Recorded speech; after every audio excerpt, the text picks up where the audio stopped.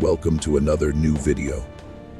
What would you do if you suddenly inherited a house only to discover that the previous owners had been hiding something so unspeakable inside those walls that it had remained buried for nearly a century?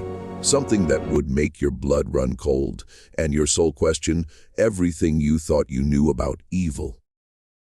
Today, we're going to take you deep into one of the most disturbing family secrets ever uncovered on American soil. This is the story of the Durham family of Millbrook, Connecticut, and the horrifying discovery that didn't just shock a small New England town, it shattered it to its very foundation. But before we go any further, I have to be honest with you. What you're about to hear contains elements that some viewers will find deeply, deeply disturbing. What the Durham family concealed behind those walls defies all rational explanation, and the truth they tried so desperately to bury would ultimately rise from the grave and consume every single one of them. If you're sensitive to discussions involving violence against children or ritual murder, please protect your peace and stop watching now. For everyone else, prepare yourself. You're about to journey into one of America's darkest family secrets. Meet Sarah Collins, a 28-year-old freelance journalist from Boston who had built her modest career writing about historical mysteries and unsolved crimes for true crime magazines. She'd spent years investigating cold cases from a safe distance, never imagining that one day she'd stumble into a living nightmare far darker than anything she'd ever written about. Nothing in her career, nothing in her wildest imagination, could have prepared her for what she would discover on October 15th, 2019, when she inherited something she never expected, a massive Victorian mansion from her great-aunt Margaret Durham, a woman she'd met exactly twice in her entire life. That first meeting had been at Sarah's college graduation in 2013. Margaret had appeared like a ghost out of nowhere, an elegant, elderly woman with piercing blue eyes that seemed to look straight through you, and an unsettling smile that never quite reached those eyes. She'd congratulated Sarah on her journalism degree and made an odd comment that would haunt Sarah for years afterward. The truth has a way of finding those brave enough to seek it, dear. Remember that. The second and final meeting was at Margaret's funeral, just 2 weeks before Sarah received the inheritance papers. Margaret Durham had been the last surviving member of one of Millbrook's oldest and most influential families. The Durhams had built their fortune in the textile industry during the late 1800s, constructing their sprawling estate on Elm Street in 1887. That 3-story Victorian mansion sat on 12 acres of prime Connecticut real estate, complete with servant quarters, a carriage house, and elaborate gardens that had once been the pride of the entire community. For over 130 years, the family had lived in that house, wielding enormous influence over the small town's economy and politics. The Durham textile mill had employed nearly half the town at its peak, and even after its closure in the 1960s, the family's wealth continued to support local businesses and charities. Margaret's death left the house empty for the first time since its construction, and with it, the end of an era that few in Millbrook were sorry to see conclude. Sarah had planned to sell the property immediately. Why wouldn't she? She lived in a cramped studio apartment in Boston's North End, had absolutely no ties to Millbrook, and the maintenance costs for a 12-room mansion would bankrupt her freelance income within months. The property taxes alone were more than she made in an entire quarter. But when she arrived to assess the property on that cold October afternoon, she discovered something that would change everything, and not just for her, but for an entire town, for dozens of families, for the course of American criminal history. The house felt wrong from the moment she stepped out of her Honda Civic. The October sky hung low and overcast, casting long, skeletal shadows across the overgrown lawn. But there was something more than weather, creating that oppressive atmosphere. The mansion loomed before her like something ripped from the pages of a Gothic novel, its dark windows seeming to watch her approach, to follow her movements, to judge her. The realtor had warned her that the house had been empty for months, that Margaret had lived alone in her final years with only a part-time caretaker.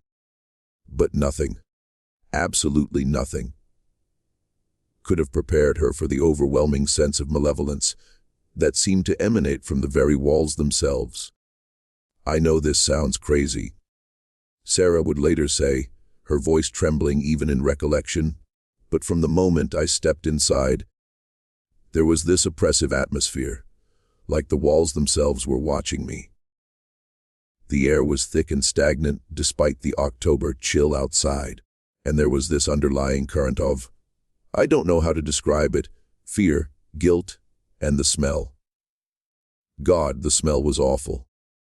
Like something had died and been left to rot, but also something chemical, medicinal. It made my stomach turn. The interior was a time capsule of wealth and decay. Heavy velvet curtains blocked most of the natural light, casting the rooms in perpetual twilight. Dust sheets covered most of the furniture, but what Sarah could see spoke of a family that had spared no expense in their decorating Persian rugs. Crystal chandeliers, oil paintings in gilded frames adorned every room. But there was something off about it all. Something that made Sarah's journalist instincts prickle with unease. And Sarah was a journalist. Journalists follow their instincts. So instead of leaving and returning with the realtor, as planned, she decided to stay the night and explore the house thoroughly. She'd brought a sleeping bag and camping supplies, thinking she might need to stay overnight if the assessment took longer than expected. It was a decision that would haunt her forever, but would also expose a truth that had been buried for nearly a century. Sarah's exploration began on the first floor, where she found the typical rooms of a grand Victorian home, a formal parlor with floor-to-ceiling bookshelves, a dining room that could seat 20, a kitchen that had been updated sometime in the 1950s but retained its original massive cast iron stove. But it was in the study that she found her first clue that something was deeply, terribly amiss. The desk drawers were locked, but one had been forced open recently, its contents scattered. Among the papers, she found correspondence dating back decades, all addressed to the keeper, and signed with various initials rather than full names. The letters spoke in coded language about deliveries and ceremonies and the continuation of traditions. One letter, dated 1994, was more explicit. "The Thomas arrives next month. All preparations have been made according to the ancient protocols. The family is eager to proceed with the harvest." Sarah photographed everything with her phone, her hands shaking as she began to understand that she had stumbled onto something far more sinister than a simple inheritance. The second floor contained the bedrooms, and it was here that Sarah made her most disturbing discovery yet. Family portraits spanning 5 generations lined the hallway, but with one peculiar detail that made her blood run cold. Every single portrait, going back to the 1880s, showed families with an odd number of children. But in each photo, you could see faint outlines, like someone had been deliberately removed from the pictures. Cut out. Erased. The missing figures weren't random. In every single portrait, it was always one child, always appearing to be between the ages of 12 and 16. And always, the family members remaining in the photos had the same expression. A mixture of grief and guilt that seemed to transcend the limitations of photography. But there was something else in their eyes, too. Something that chilled Sarah to the bone satisfaction. as if they had gained something from the missing child's absence. She spent hours examining each portrait, taking detailed photographs and notes. The earliest showed Jeremiah Durham, the family patriarch, with his wife Constance and their 4 children. But the outline of a 5th child was clearly visible, carefully cut away with surgical precision. The pattern continued through every generation: children removed, families incomplete, and always that same expression of guilty satisfaction on the surviving members' faces. It was on the 3rd floor, in what appeared to be a child's bedroom, that Sarah made her first significant discovery. The room was different from the others, more recently maintained, despite its obviously aged decor. The wallpaper was a cheerful pattern of sailboats and anchors, clearly chosen for a young boy. But the overall atmosphere was deeply unsettling. While examining the walls more closely, she noticed a section near the window that seemed slightly different. Less faded, as if it had been replaced more recently than the rest. I pressed against it. Sarah recalled. I could feel it give way slightly. There was definitely something behind there. Some kind of hollow space. I went downstairs and found a kitchen knife, then came back and carefully cut through the wallpaper. I was expecting maybe old newspapers or insulation. Something normal. What I found underneath. I still have nightmares about it. Behind the wallpaper was a small alcove, roughly 3 feet by 3 feet, and about 2 feet deep, and inside that alcove was a collection of items that told a story no family should ever have to children's. Clothing from different time periods, carefully folded and preserved, a collection of diaries dating back to 1926, their leather covers worn but still intact, and most disturbingly, dozens of photographs showing children who appeared to match the missing figures from the family portraits downstairs. The clothes were in perfect condition, preserved somehow against the ravages of time. There were knickers and suspenders from the 1920s, dungarees from the 1940s, bell-bottom jeans from the 1970s, and more modern clothing from recent decades. Each set was carefully labeled with dates and a name, Thomas. And the diaries. They all had the same name written inside the cover in different handwriting styles: Thomas. But they spanned decades. Thomas from 1926, Thomas from 1941, Thomas from 1967, Thomas from 1984, Thomas from 2003. Sarah sat on the floor of that child's bedroom, surrounded by the evidence of something impossible. How could someone named Thomas have been writing diaries for over 80 years? And why had the Durham family been hiding these belongings? As a journalist, she knew she had to investigate further. But every instinct was screaming at her to leave immediately. The house seemed to be pressing in on her, and she could swear she heard footsteps in the hallway, though she knew she was alone. Fighting her fear, she opened the oldest diary, dated 1926. The handwriting was that of a child, careful and precise in a way that suggested formal education. The diaries revealed a pattern that was both impossible and terrifying. Each one told the story of a boy named Thomas who lived with the Durham family for exactly 1 year. From his 12th birthday until his 13th, March 15, 1926. Today is my 12th birthday, and the Durhams have welcomed me into their home. They say I'm part of the family now, but Mother and Father warned me never to tell anyone where I came from. They say it's for my own protection. Mr. Durham gave me this diary and said I should write in it every day to record my thoughts and experiences. He says it's important for the family history. The entries that followed painted a picture of a family that was loving and caring, but with strange rules and rituals that the children were expected to follow without question. The boy wrote about lavish meals, expensive clothes, tutoring in subjects that seemed advanced for his age. But there were also disturbing elements that became more apparent as Sarah read deeper into the diary. March 28, 1926. We're not allowed in the basement.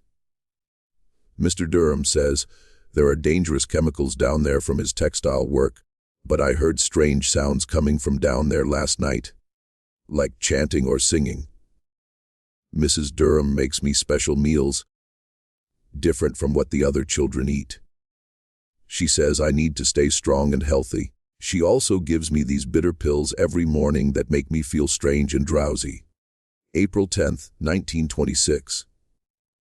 The other children don't talk to me much. When I try to play with them, they get this scared look in their eyes and walk away. Margaret, who's about my age, told me yesterday that I shouldn't get too comfortable here. When I asked her what she meant, she just said, "You'll understand when it's time." I don't know what she's talking about, but it makes me nervous. The diary entries continued for months, documenting a year of privilege mixed with increasing unease. The boy wrote about feeling isolated, about strange dreams that felt more like visions, about a growing sense that something terrible was being planned for him. And then, abruptly, the entries stopped with a final chilling note. March 14, 1927. Tomorrow is my 13th birthday. Mr. Durham says it's time for me to join the family permanently. I don't know what he means, but I'm scared. If anyone finds this diary, please tell my parents I love them. Armed with this new knowledge, Sarah began a systematic search of the entire house, looking for more hidden compartments. What she found was a network of concealed spaces throughout the mansion, each one containing similar collections, clothes, diaries, and photographs of different boys, all named Thomas, spanning nearly a century. The pattern was precise and methodical, suggesting a level of organization that spoke to generational planning. Every 17 years, like clockwork, a new Thomas would arrive at the Durham house on his 12th birthday. For exactly 1 year, he would live as part of the family, treated with kindness and luxury, while being prepared for something that the diaries never explicitly described, but that filled each boy with increasing dread as his 13th birthday approached. And then the diary entries would stop. I found evidence of 6 different Thomas boys over 93 years, Sarah later explained. 1926, 1943, 1960, 1977, 1994, and 2011. Each cycle lasting exactly 1 year, each ending the same way, with an abrupt final entry that simply said, "It's time." The mathematical precision was terrifying. This wasn't random violence or crimes of passion. This was systematic, planned, ritualistic. By now, it was well past midnight, and Sarah knew she should leave, call the police, turn this horror over to someone else. But her journalist instincts were in full control now. She had stumbled onto the story of a lifetime, and she couldn't walk away without understanding the full scope of what had happened in this house. Against her better judgment, she decided to drive into town and try to find someone who might have answers. Desperate for answers, Sarah drove into Millbrook proper as the sun was rising, hoping to find an early, opening diner or coffee shop where she might strike up conversations with locals. What she discovered was a town that had been keeping the Durham family secret for generations, and whose residents seemed genuinely afraid to discuss anything related to the family. The first person she approached was Harold Peton, a 78-year-old man she found feeding pigeons in the town square. When she mentioned the Durham house, his face went pale and he looked around nervously, as if afraid someone might be listening. Everyone knew, he whispered, his voice trembling with decades of suppressed guilt. The whole damn town knew, but nobody talked about it. My grandfather told me what his father told him. The Durhams, they weren't like other folks. There was something unnatural about them, something that went back generations. And those boys they took in, well, they came from families who owed the Durhams money, families who had nowhere else to turn. Harold's revelation opened a floodgate of information that painted a picture of systematic exploitation spanning more than a century. The Durham family, it turned out, had been the primary source of employment in Millbrook for generations. When families fell into debt, which happened frequently during economic downturns like the Great Depression, the economic panics of the 1890s, or more recently the recession of 2008, the Durhams would make them an offer they couldn't refuse. They'd forgive the debt completely, sometimes thousands of dollars. But in exchange, the family had to give up their youngest son when he turned 12. Just for a year, they said. Just until he turned 13. The boy would be educated, fed, clothed, and treated like a member of the family. After his 13th birthday, they claimed, he would be returned with enough money to set him up for life. And the families, they were so desperate. They agreed. But Harold's story took an even darker turn as he revealed what happened to families who refused the Durham's offer. Mysterious accidents, house fires, business failures that seemed to target anyone who crossed the family. The message was clear. Cooperation meant survival.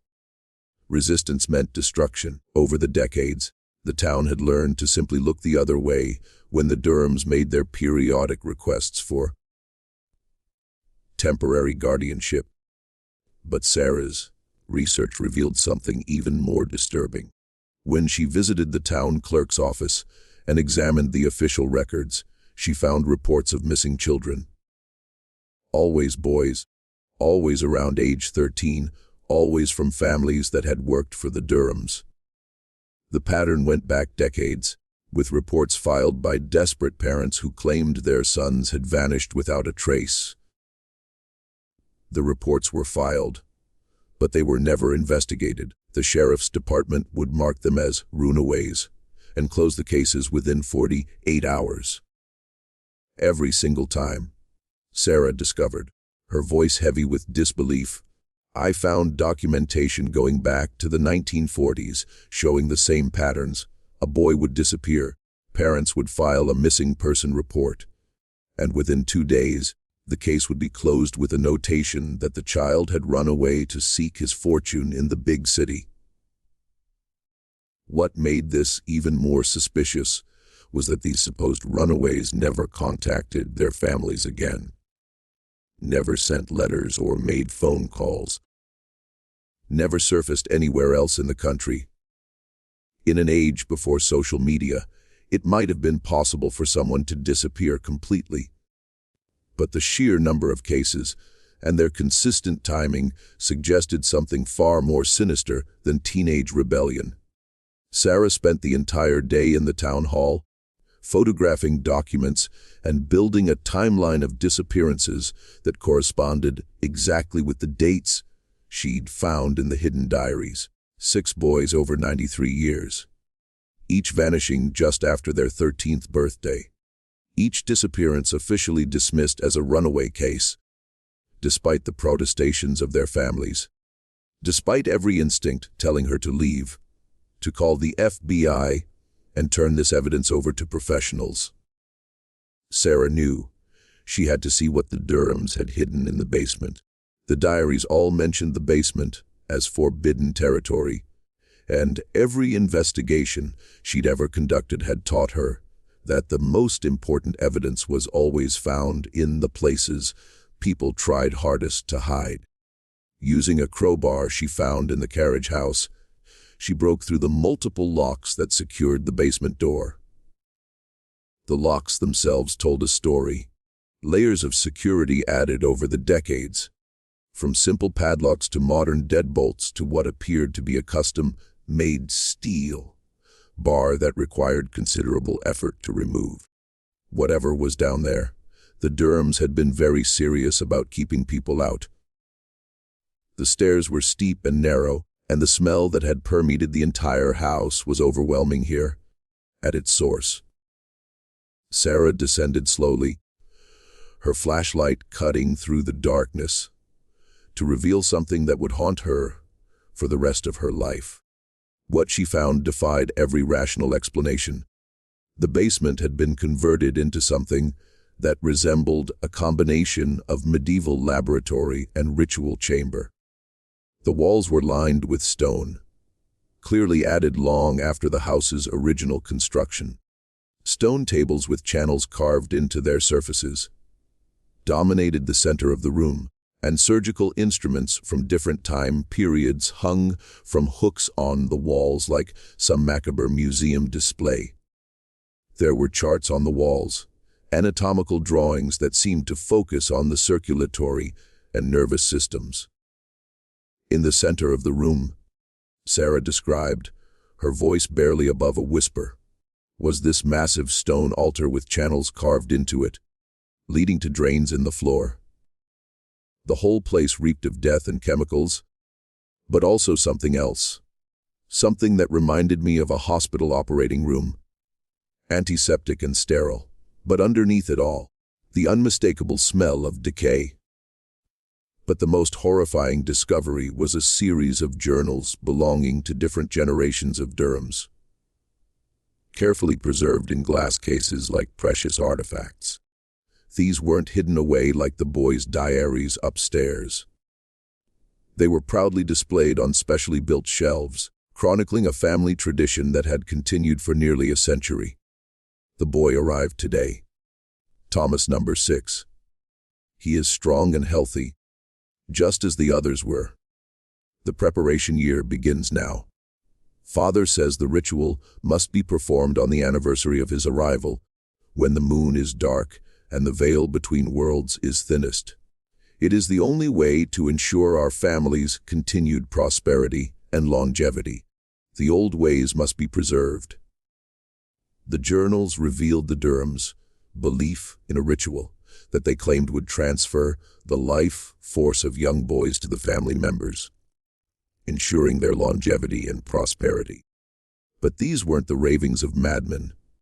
The entries were methodical, scientific, detailing preparations and procedures with the precision of medical textbooks. They spoke of harvesting techniques, developed over generations, of preservation methods that ensured maximum essence extraction. Each journal entry detailed preparations for what they called the harvest, a ceremony that apparently took place exactly 1 year after each boy's arrival. The rituals were described in clinical detail, involving procedures that were clearly designed to slowly drain the life from the victim while keeping them alive as long as possible. The Durhams believed that fear and suffering enhanced the potency of what they were stealing, so the final ritual was designed to maximize both. But perhaps most disturbing was the way the journals documented the effects of their ceremonies. Each generation of Durhams lived far longer than should have been possible, remained healthy and vital well into ages that should have been impossible for their time periods. The first Thomas, sacrificed in 1927, had apparently granted the family an additional 20 years of life. The second had renewed this gift, and so on through the generations. Sarah's great-aunt Margaret, the woman who had left her the house, had been born in 1924. According to the family journals, she should have died decades ago from natural causes. But the records showed something impossible. Margaret had somehow lived to be 95 years old, despite multiple family members claiming she looked barely 60 when she died. I started doing the math, Sarah explained, and it didn't add up. If the ritual worked the way the journals described, Margaret would have participated in at least 4 of the ceremonies. She would have been there when Thomas number 2 disappeared in 1943, number 3 in 1960, number 4 in 1977, and number 5 in 1994. She would have been an active participant in the murder of 4 children. Hospital records that Sarah obtained showed that Margaret had never been seriously ill, never showed signs of aging, related diseases, and had died peacefully in her sleep with no apparent cause of death. For someone born in 1924, this was statistically impossible.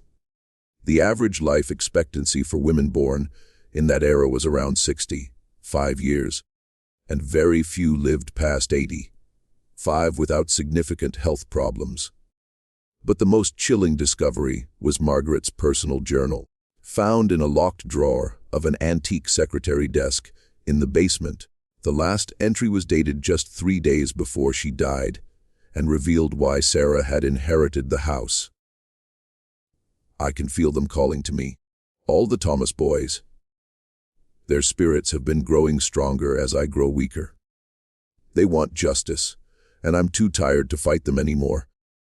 The guilt has been eating at me for decades, but the family traditions were too strong to break. Perhaps it's time the truth came out. I'm leaving the house to Sarah, my brother's granddaughter. She's a journalist, a seeker of truth. If anyone can expose what we've done and give those boys the justice they deserve, it's her. The most recent Thomas had disappeared in 2012.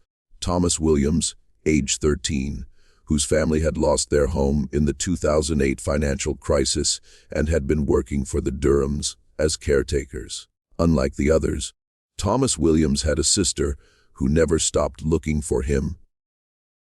A sister who had spent the last decade trying to uncover the truth about his disappearance. I was 16 when Tommy disappeared. Jenny Williams later testified, tears streaming down her face. The police said he ran away, but Tommy wouldn't do that. He was scared of the dark. He wouldn't have left on his own at night, and he was excited about starting high school the next fall. He had made plans with his friends. I knew the Durhams had something to do with it, but nobody would listen to me. They were too powerful, too rich. Jenny Williams had spent the last decade investigating her brother's disappearance, compiling evidence that the police had ignored and building a case that no one in authority wanted to hear. She had tracked down other families whose children had disappeared, documented the pattern of cover-ups, and even attempted to search the Durham property before being arrested for trespassing. When Sarah contacted her, after finding Tommy's diary in the house, the two women joined forces to finally expose the truth. Jenny's evidence filled in gaps in Sarah's discoveries, and together they built an irrefutable case against the Durham family and their conspirators. Sarah's discovery confirmed everything I'd suspected, Jenny said. The Durhams weren't just taking these boys. They were murdering them in ritualistic ceremonies, and the whole town was complicit, from the sheriff's department to the mayor's office to the local newspaper that never reported on the disappearances. Armed with decades of evidence, photographs of the basement chamber, the preserved diaries, and testimony from Jenny Williams, Sarah and Jenny decided to perform one final search of the basement to find conclusive proof. Using ground-penetrating radar equipment that Jenny had borrowed from a friend who worked in construction, they scanned the basement floor and found what they were looking for. Behind a false wall that had been constructed sometime in the 1940s. We found them, Sarah later testified. 6 sets of remains, each carefully preserved and labeled with dates corresponding to the disappearances. They were arranged like trophies in display cases. Each skeleton showed evidence of trauma consistent with the ritual procedures described in the journals. The discovery was more horrifying than either woman had imagined. The remains weren't simply buried or hidden. They had been carefully preserved using techniques that the Durhams had developed over the decades. Treated with chemicals that prevented decomposition and arranged in positions that suggested they were meant to be viewed and revered rather than forgotten. Each set of remains was accompanied by personal effects, the clothes the boys had been wearing, items from their previous lives, and in some cases, final letters they had been forced to write to their families explaining their decision to run away. The letters were clearly written under duress. with handwriting that became increasingly shaky and desperate as the boys realized what was actually happening to them. Sarah immediately contacted the FBI, bypassing local law enforcement, entirely given the evidence of their complicity in the cover-up. Federal agents arrived within hours and began what would become the largest criminal investigation in Connecticut's history. The evidence was overwhelming. The Durham family had been operating a ritualistic murder cult for nearly a century, with the full knowledge and cooperation of significant portions of the local community. In 40 years of law enforcement, I've never seen anything like this, the lead FBI investigator later stated. The level of organization, the documentation, the community-wide cover-up, it represents one of the most elaborate serial killing operations in American history. The fact that it continued for nearly a century, with multiple generations participating, shows a level of systematic evil that defies comprehension.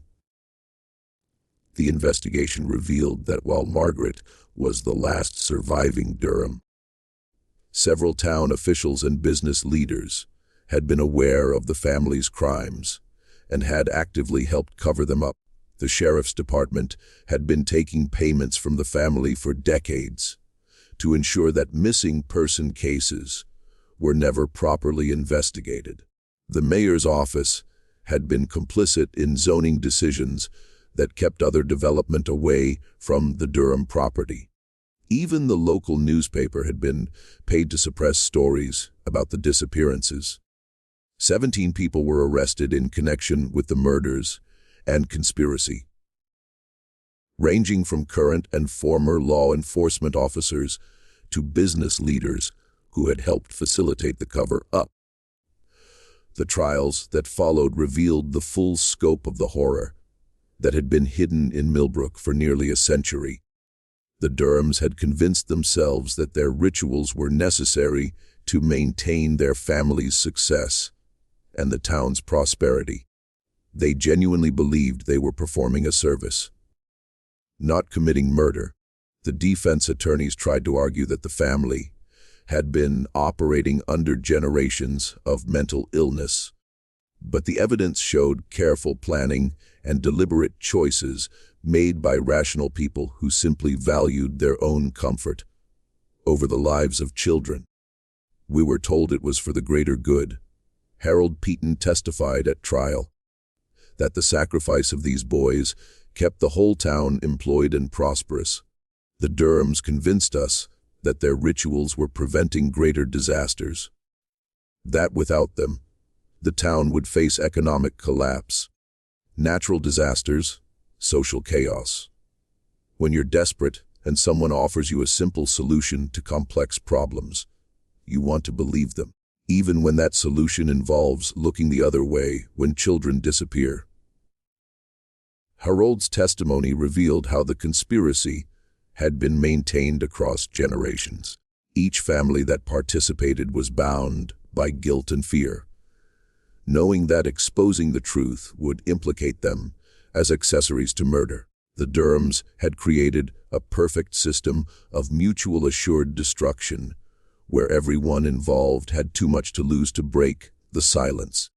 Sarah donated the mansion to the families of the victims, who decided to have it completely demolished after the investigation was complete. The basement chamber was filled with concrete, and the entire structure was raised to ensure that no trace of the horror remained. In its place, they built a memorial garden with 6 headstones bearing the names of the murdered boys. "I couldn't keep the house," Sarah explained softly, "even after everything was removed. After the FBI had processed every inch of it as a crime scene, I could still feel their presence. Those boys deserved better than to have their memory tied to that place of horror. They deserved a peaceful resting place where people could come to remember them as the children they were, not as victims of an evil family's delusions." The town of Millbrook underwent a complete transformation in the aftermath of the investigation. New leadership was elected after the mayor, and several city council members were arrested. A victims fund was established using money seized from Durham family assets, providing financial support for the families and funding for a comprehensive mental health program for the community. But for many residents, the shame of their community's complicity would never fully heal. Justice for Tommy and the other boys was important. Jenny Williams reflected, standing in the memorial garden on what would have been her brother's 25th birthday. But it doesn't bring them back. What matters now is making sure something like this never happens again. We have to teach people to speak up when they see injustice, even when it's easier to look the other way. We have to create systems where vulnerable people can't be silenced or ignored. The FBI's investigation expanded far beyond Millbrook when they discovered correspondence between the Durhams and other families across New England. The letters found in Margaret's personal files revealed a network of like-minded individuals who had been sharing information and supporting each other's activities for decades. Archaeological teams began excavating properties connected to these families, searching for additional victims. We've identified at least 12 other properties where similar activities may have taken place, the FBI announced. This wasn't just one family's madness. It appears to have been part of a broader network of ritualistic killers operating across multiple states. The correspondence shows that these families were in regular contact, sharing techniques and justifications for their actions. The Durham family had been corresponding with families in Vermont, New Hampshire, Massachusetts, and even as far away as Maine and Rhode Island. The letters revealed a subculture that had existed parallel to normal society for over a century, built around the shared belief that human sacrifice was necessary for prosperity and longevity.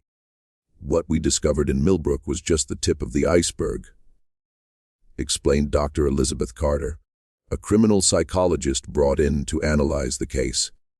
These families had created an entire mythology around their actions, complete with elaborate rituals, sacred texts, and annual gatherings where they would share their experiences and plan future activities.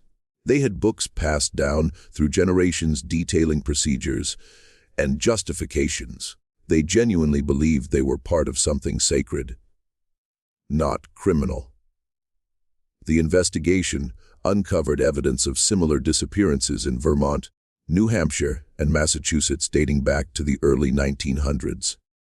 Police departments across New England began reopening cold cases, looking for patterns that matched what had been discovered in Millbrook. The scope of the conspiracy was staggering, involving dozens of families and potentially hundreds of victims over more than a century. Dr. Carter provided insight into how such a systematic pattern of murder could continue for so long without detection.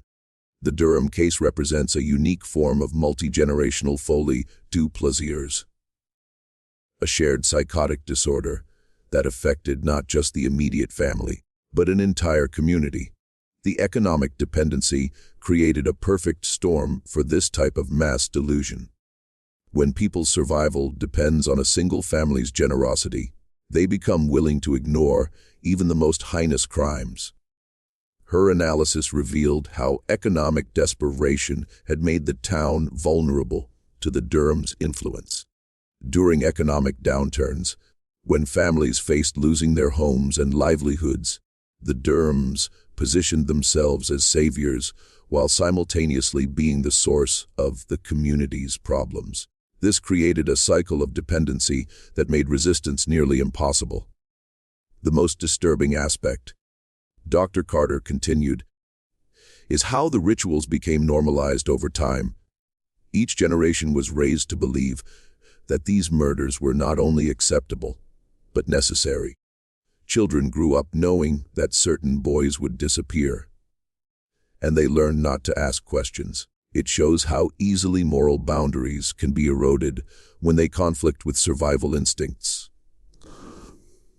Interviews with arrested conspirators revealed a common psychological pattern. They had convinced themselves that the boys weren't really being murdered, but were being transformed into something greater. This delusion allowed them to participate without feeling the full weight of their guilt, creating a mental framework where they could see themselves as participants in something sacred rather than accessories to murder. News of the Millbrook discoveries sent shockwaves through small communities across New England. Police departments began reopening cold cases involving missing children, looking for patterns similar to what Sarah had uncovered. The revelation that an entire town could be complicit in serial murder for nearly a century forced law enforcement agencies to reconsider how they investigated disappearances in small, economically dependent communities. We've identified at least 30 unsolved disappearances that match the Millbrook pattern, the FBI announced. Boys between 12 and 14 from financially struggling families, all reported as runaways with minimal investigation conducted by local law enforcement. We're treating each case as a potential homicide now, and we're bringing in federal resources to ensure that local politics can't interfere with the investigations. The investigation revealed that the network of families called themselves the Keepers of Prosperity and believed they were following ancient traditions necessary for their maintaining social order. They had created elaborate justifications for their actions, drawing on corrupted interpretations of various religious and occult traditions to convince themselves that what they were doing was not only acceptable, but necessary for the greater good. They had created an entire mythology around their actions. One investigator noted, complete with books passed down through generations detailing rituals and justifications. They genuinely believed they were part of something sacred, not criminal. The level of organization and the sophistication of their belief system shows that this wasn't random violence or crimes of passion, but a carefully constructed ideology that had been refined over multiple generations.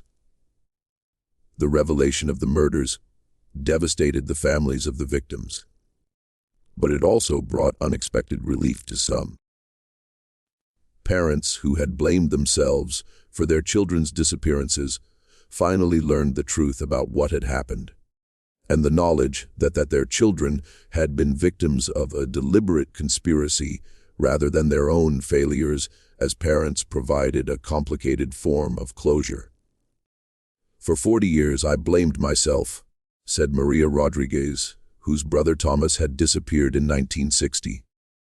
I thought maybe if I had been a better mother, if I had paid more attention, if I had fought harder against giving Tommy to the Durhams, he wouldn't have disappeared. Finding out he was murdered was horrible, but knowing it wasn't my fault, that there was nothing I could have done to prevent it, that gave me some peace. It doesn't bring him back, but it lets me stop hating myself. Support groups were established for the families, providing counseling and resources to help them process the trauma of learning their children had been victims of a deliberate conspiracy. The groups also served as advocacy organizations, working to ensure that the investigation continued and that similar cases in other communities would be thoroughly investigated. Meeting the other families was both heartbreaking and healing. Maria continued. We all carried the same guilt, the same questions, the same anger at a system that had failed our children. Finally having answers, even terrible ones, was better than living with uncertainty. And working together to make sure this never happens again gives us a way to honor our children's memory. The Durham case sparked a national conversation about how economic inequality can create conditions for widespread corruption and abuse. The story went viral on social media, with millions of people expressing shock that an entire community could be complicit in serial murder. But it also prompted serious discussions about the vulnerability of economically dependent communities and the need for better oversight of powerful families and institutions. Congressional hearings were held to examine how federal agencies could better identify and investigate cases where economic dependency might be hiding systematic abuse. The hearings revealed that the FBI had protocols for investigating organized crime and terrorism, but lacked specific procedures for dealing with community-wide conspiracies involving ritual murder. The Millbrook case shows us that we cannot rely solely on local law enforcement when investigating serious crimes. One senator declared during the hearings, "Economic pressure can compromise even the most well-intentioned officials, and federal oversight is necessary when entire communities may be complicit in covering up crimes. We need new protocols that automatically trigger federal involvement when certain patterns are detected." New protocols were established for investigating missing children in economically distressed communities, with mandatory federal oversight when local investigations are closed quickly or when patterns suggest systematic cover-ups. Law enforcement agencies across the country received new training on identifying signs of community-wide conspiracies and cult-like behavior. The FBI established a special task force dedicated to investigating similar cases nationwide, with a focus on identifying communities where economic dependency might be hiding systematic abuse. The task force has already identified several communities where similar patterns of disappearances and cover-ups may indicate ongoing criminal activity. "People ask me if I regret inheriting that house," Sarah reflected, standing in the memorial garden as autumn leaves fell gently around her. "If I wish I had never learned the truth. But those boys deserve to have their story told. They deserve justice, even if it came too late. And their families deserve to know what really happened. Deserve to stop blaming themselves for something that was completely beyond their control." Thomas Harper, Thomas Kellerman 1943, Thomas Rodriguez 1960, Thomas Johnson 1977, Thomas Chen 1994, Thomas Williams 2011. 6 boys whose lives were cut short by a family's delusions of grandeur and a community's willingness to look the other way. Each one was someone's son, someone's brother, someone's hope for the future. "The hardest part," Jenny Williams said softly, "is knowing that this could happen again. Anywhere there's extreme economic inequality and desperation, people become vulnerable to this kind of manipulation. We have to stay vigilant. We have to speak up when we see injustice. And we have to create systems that protect the vulnerable instead of exploiting them." Today, the Memorial Garden in Millbrook serves as a reminder of what can happen when communities prioritize economic survival over moral responsibility. Visitors from around the world come to pay their respects and to remember the importance of speaking up against injustice, no matter the cost. The garden is maintained by volunteers from the community, people who want to honor the victims and ensure that their story is never forgotten. "I come here every year on his birthday," Jenny whispered, touching her brother's headstone. "I tell him about my life, about the justice we finally got for him and the others, about the changes that have been made because of his story. I think he would be proud that his death wasn't meaningless, that it helped prevent this from happening to other kids. It doesn't make up for losing him, but it gives his death some meaning." The macabre history of the Durham family serves as a chilling reminder that evil can flourish in the most unexpected places, hidden behind facades of respectability and tradition. But it also shows us that truth, no matter how deeply buried, will eventually find a way to surface. The courage of one journalist who refused to ignore what she had discovered, combined with the determination of a sister who never stopped looking for answers, brought justice to 6 murdered children and exposed a conspiracy that had hidden in plain sight for nearly a century. The walls that concealed the Durham's secrets for 93 years have finally fallen, and the boys they tried to erase from history will never be forgotten again. Their names are carved in stone in the memorial garden, and their story serves as a warning about the dangers of unchecked power and the importance of protecting the vulnerable members of our society. The Thomas boys may be gone, but their legacy lives on in the changes their story has brought about and in the lives it may save in the future.